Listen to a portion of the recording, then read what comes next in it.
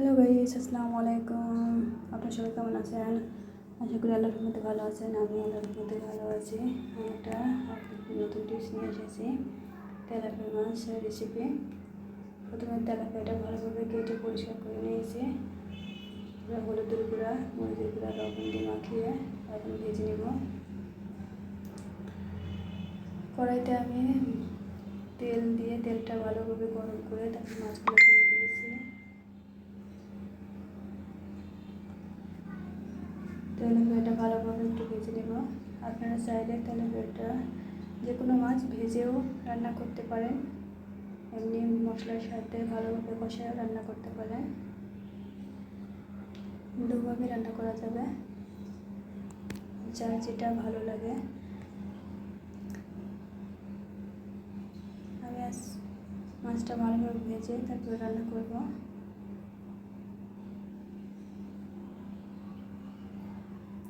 মাছটা কিছু সময় ধরে ভালোভাবে ভেজে নিতে হবে।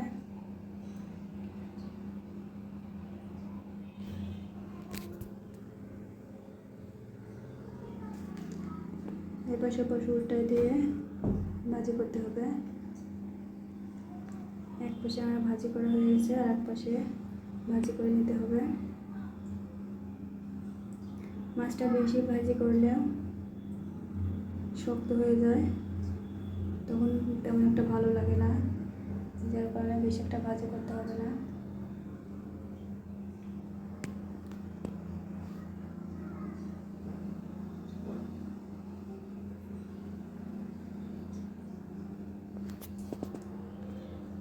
মাছটা প্রায় ভাজি করা হয়ে গেছে। মাছটা আমি নামিয়ে নেব। মাছটা নামিয়ে আমি অন্য কড়াইতে তরকারিটা রান্না করে নেব।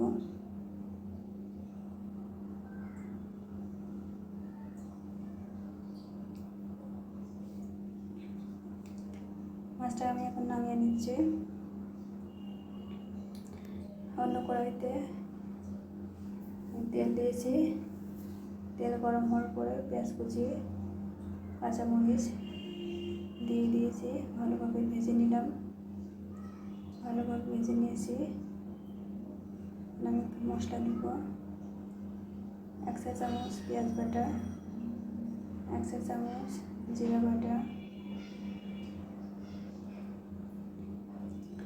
1/2 চা চামচ হলুদের গুঁড়া, 1 চা চামচ মরিচের গুঁড়া, 1 চা চামচ লবণ দিয়ে দিলাম। ভালো করে মশলাটা কষায় নিতে হবে। মশলাটা ভালো করে নাড়াচাড়া করে নিতে হবে, পুড়ে না যায়। আর একটু পানি দিয়ে দিলাম মশলাটা ভালোভাবে কষানোর জন্য, যাতে মশলাটা না পুড়ে যায়। এখন তরকারিটা দিয়ে দিলাম। আগে থেকে কেটে রেখেছিলাম তরকারিটা। বেগুন আর কচু দিয়ে তেলাপিয়া মাছ রান্না করবো আজকে। ভালোভাবে তরকারিটা নাড়াচাড়া করে নিতে হবে, যাতে মশলাটা সব তরকারির সাথে ভালোভাবে মেশে। আর কিছু সময় ধরে ঢেকে রেখেছিলাম, ঢেকে জাল করে নিলাম। এখন আমি তরকারিটা অনেকটা শুকিয়ে গেছে, ভালোভাবে কষায় পানি দিয়ে দেবো।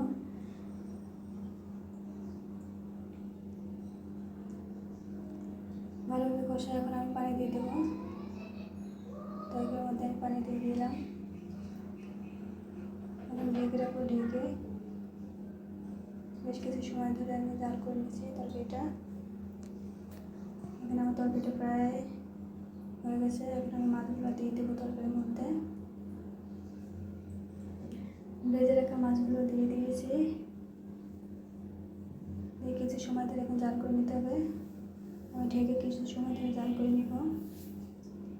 বেশ কিছু সময় ধরে আমি জাল করে নিচ্ছি। দেখেন গাইস, আমার তরকারিটা হয়ে গেছে। আমি এখন তরকারিটা নামাই নিব। আমার তরকারিটা রান্না হয়ে গেছে। আমার এই ভিডিওগুলো যদি ভালো লেগে থাকে আপনাদের, তাহলে প্লিজ লাইক, কমেন্ট, শেয়ার করে দিন এবং চ্যানেলটা সাবস্ক্রাইব করে দিন। আল্লাহ হাফেজ।